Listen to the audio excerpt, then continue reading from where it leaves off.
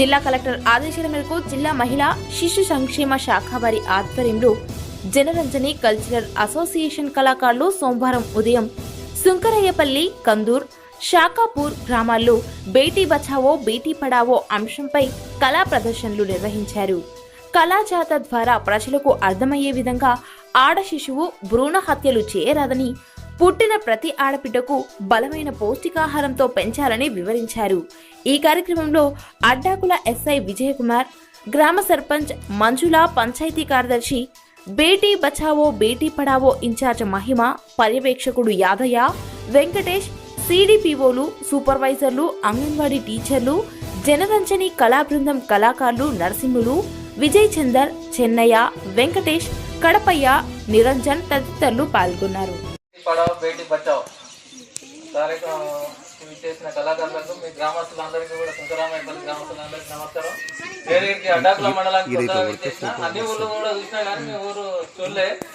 ఒకసారి కందూరు దాకా వచ్చింది, చూసిపోదామని ఇప్పుడు వస్తే అసలు కార్యక్రమం ఏర్పాటు చేసింది. చాలా మంచిది. మనకు దేశంలో ముఖ్యంగా చిన్నపిల్లలు, మహిళలు, చిన్నపిల్లలను చదివించడం ద్వారా ఎంతో మంది ఉన్నత శిఖరాలు అధిరోహించారు. ముఖ్యంగా తీసుకుంటే మనం ఆడపిల్లలని నిర్లక్ష్యం చేస్తాం.